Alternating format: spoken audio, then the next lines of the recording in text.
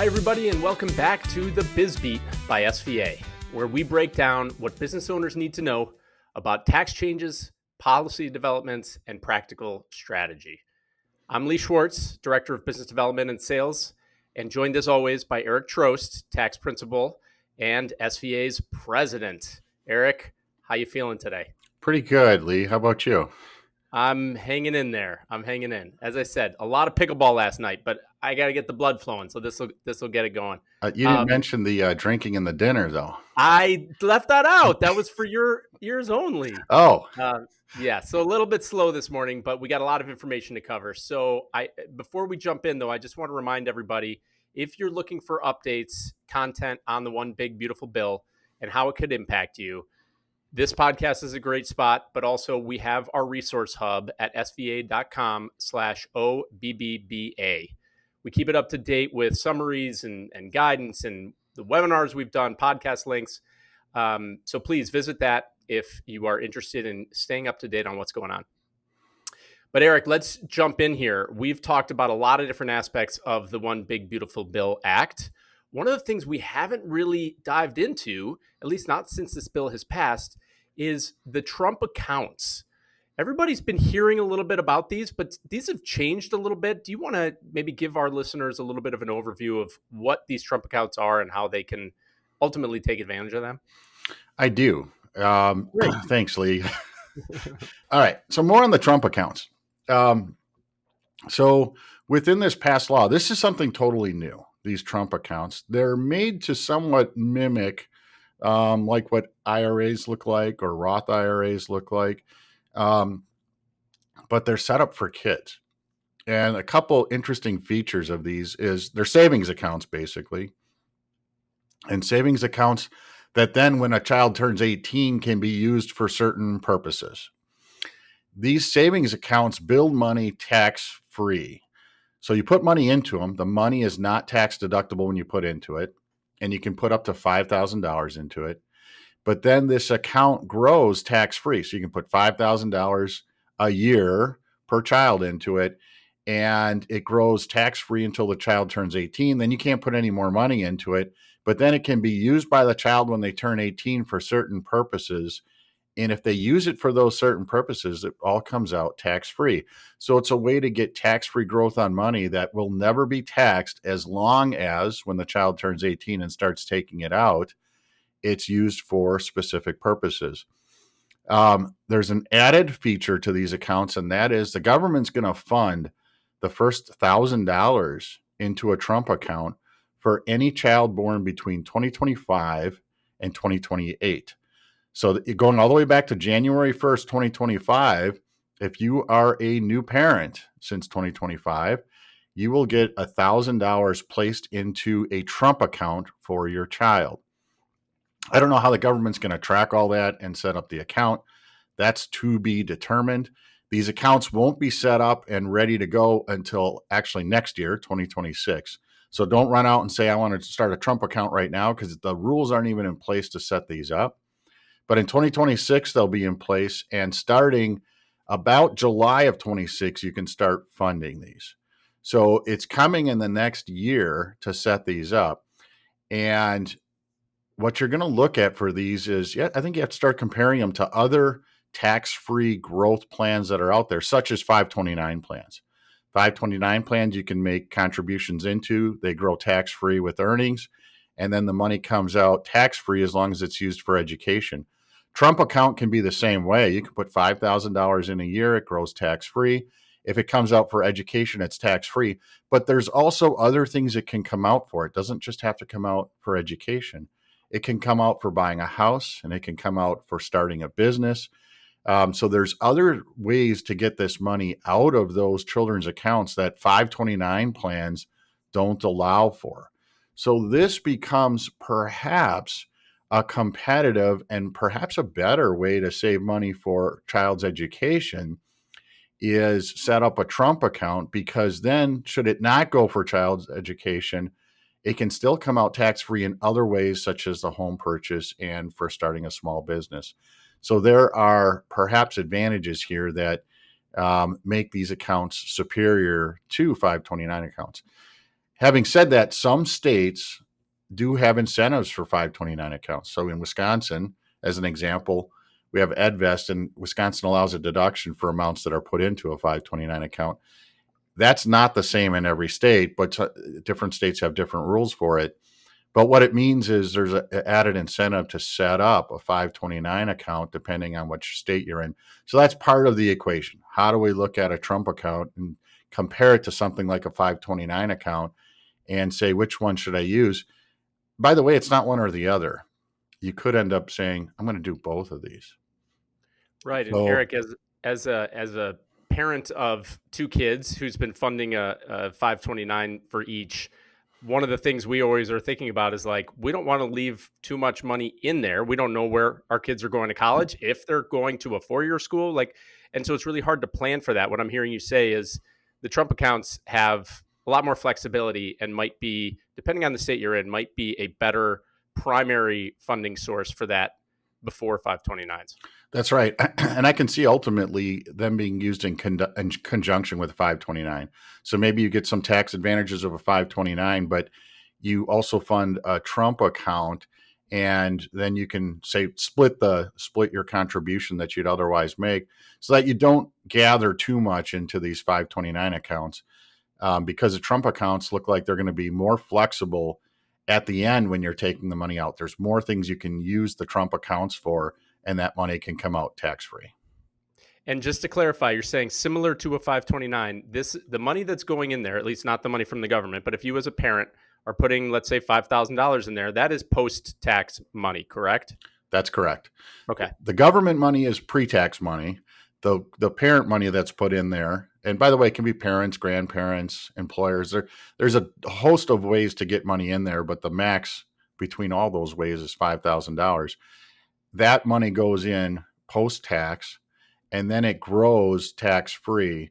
And we ran some numbers before this, looking at interest rates. And let's say you got a 5% return on $5,000 contributed annually for 18 years. $5,000 contributed annually for 18 years is $90,000 out of pocket, 5 times 18. That 90,000 could grow at a 5% rate to 140,000. At an 8% rate, it grows to 200,000. Given the mutual funds that are prescribed for these accounts, or there's only a limited amount of mutual funds you can do, and there's some rules around that. It is basically funds that track the market in some way, shape, or form, like the S&P 500 funds. And with those funds tracking the market, you can expect, if you look at historical, I don't want to say expect, that's maybe a strong word. I would say if you project based on historical data, you can say that the return is probably going to be between somewhere of 7 and 8% if historical returns hold true. Okay. But what I'm hearing you say is mutual fund, some type of index fund. This is not like go all in on crypto and be Right. trading puts and whatever, all the and swaps. That's right. You can see how much of a trader I am. I know my stuff. Right. So until you're 18, that's right. There is a prescribed, limited, and what I would say safer investment choice for these. Once you turn 18 and they turn into then they become basically a self-managed account. And it looks like the rules are going to say the options for investing open up after that. So not until they're 18 can these open up. But by the way, even though there's $1,000 seed from 25 to 28 for kids born between 25 and 28, you can still open these accounts if you have kids that are under 18 that were not born in that time period. So if you have a kid who's 13 right now, you could start an account for them in 2026 and start contributing $5,000 a year for them. They just won't get the $1,000 seed money that the government is offering. Gotcha. Okay.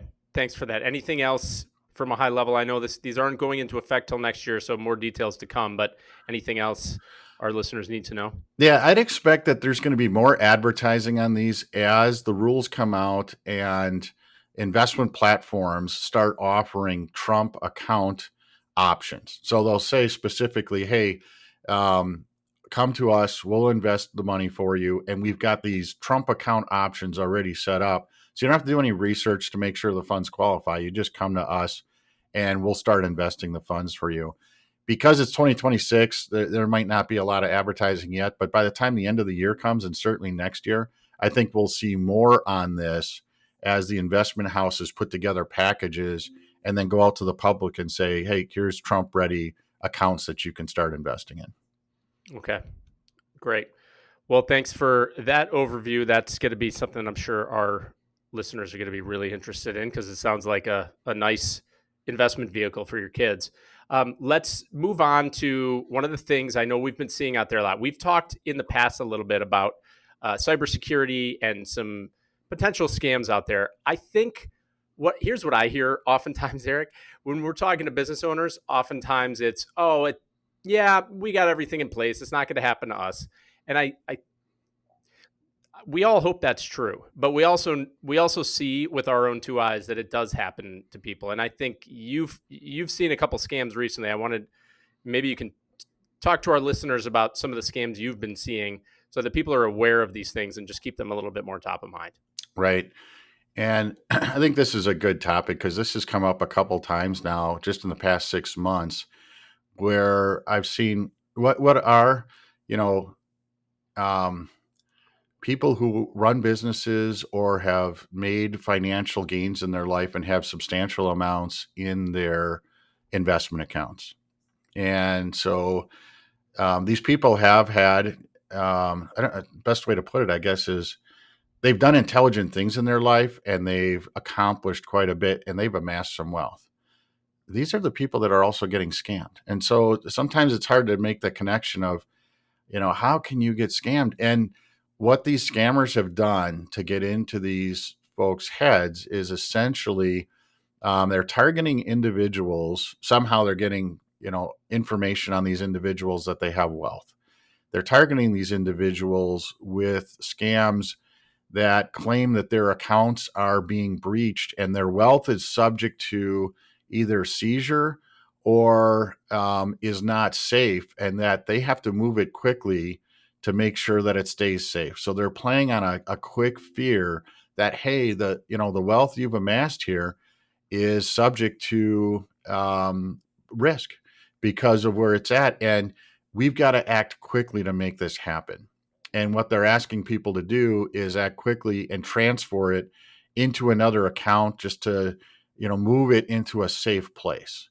And they're trying to prompt this quick action. And of course, once it's transferred, that money disappears. And sometimes it's done over a short period of time where the scammer tries to get trust with the person that they represent, a legitimate organization, whether it be the investment company or a bank or the government. And so they try to establish some trust over time that, they're a credible person trying to help them through what could be a rather either a financially expensive venture because they're going to lose the money, or B, they're trying to keep them out of trouble because their account maybe has been compromised and some of the money's been used for nefarious activities that could be linked back to them. So they're trying to embarrass them, shame them, keep it private so that they don't go to the police by, attaching these embarrassing details within their communications and saying, hey, we can help you get through this, but you've got to move and do what we say and, start these transfers. The transfers have been made. And then once those transfers are made, and then, people sit back and then think about, well, what just happened? And was this all real? And was it not? They end up going to authorities, and the authorities, the best thing the authorities can do at that point is say, hey, the money's probably gone. We know some scams that are like this. It may have ended up in a foreign country. There's no jurisdiction to go get it.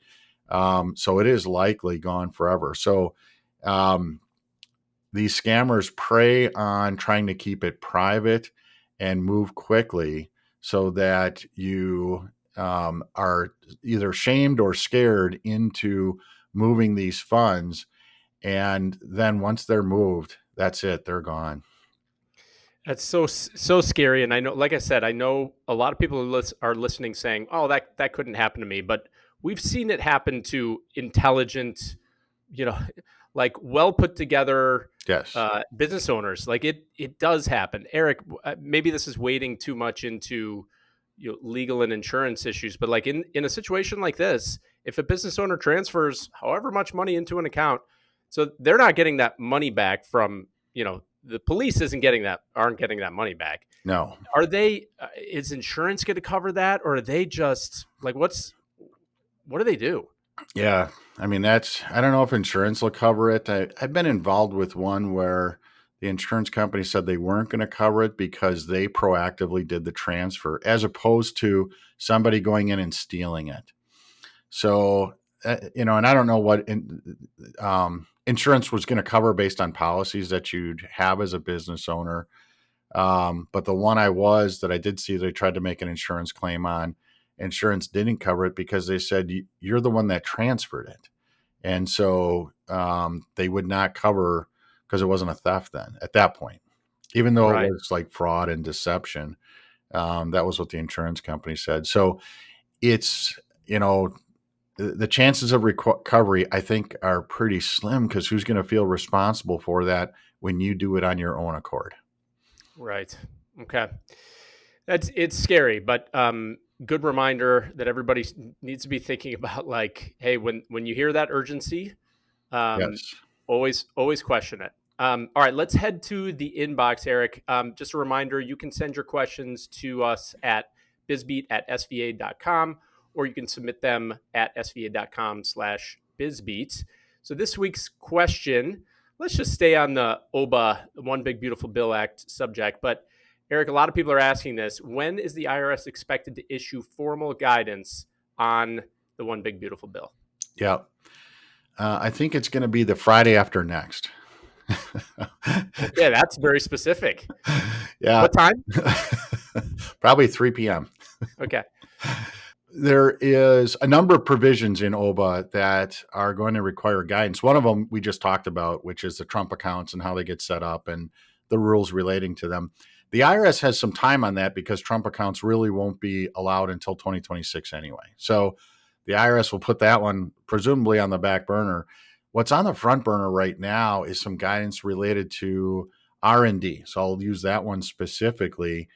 And because R&D expenses are now allowed in full for small businesses, those are businesses under 31 million.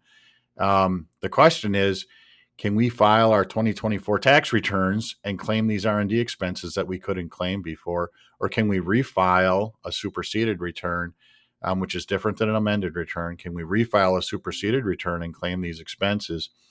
That is one big area the IRS is looking at right now. The AICPA has specifically asked a lot of circumstances around the changes to the R&D rule and how to implement it. And the IRS is actively working on it, but they haven't actually committed to a date yet and when this guidance will be released. The expected due date to get this, or the expected date to get this guidance released is, I would think the IRS wants this prior to the filing deadline of September 15th, when the 2024 tax returns are due. So I would think actually it is going to come out in just a couple of weeks here. All right. So, but Eric, maybe, and I know we try to keep our podcast to about 20 minutes. We're over time, but one of the things I do want to ask you a follow-up question on that, and that is like, how much is that? You know this stuff inside and out, but how much does the guidance from the IRS actually change what like how specific do we know enough right now to kind of know in general where it's going, or do we as tax advisors really need to wait on advice from or guidance from the IRS? Yeah, on this specific case, we need to wait for guidance from the IRS. Simply because the law is written in a way that directs the IRS to issue the guidance to administer how the law has been written. So within the respects of R&D expenses, the law specifically talks about doing amended returns and checking these options, but there's no formal procedure on how to do that yet and what's going to be required to elect to deduct these expenses. And so that's where the IRS comes in and as an administrating body of the law to issue rules on how to do it. So the government can lay out, this is what we want to see happen. Here's the general rule. But what's going to happen with the IRS is here's how you implement it and actually file a form to incorporate the rule. Because some of the forms right now that are going to be needed may not exist yet. So how can you implement this rule without these forms? The IRS is tasked with coming up with those forms and then instructions on how to comply with the law. Okay, thank you. So yeah, like we said, I'm sure you will have updates for everybody as 3 o'clock on September. What was it? No, I don't remember when you said next Friday. Yeah, Friday after next. Friday after next at 3 o'clock. Okay. Well, all right. Thank you, Eric. That is it for this week's episode of the Biz Beat by SVA. If you want the latest on the One Big Beautiful Bill Act, including summaries, guidance when it comes out, the podcast, our recorded webinars, as I mentioned earlier, head over to sva.com/OBBA. That's OBBBA. And if your organization would like us to present on the bill or related changes, reach out. We'd be happy to schedule something for your group. Reminder to everybody, subscribe to the podcast on Apple Podcasts, Spotify, or on YouTube. Share it with someone, hopefully a business owner who you think needs to stay ahead. And remember, everything we talk about here is general in nature. You should always be consulting with your advisor before making any decisions.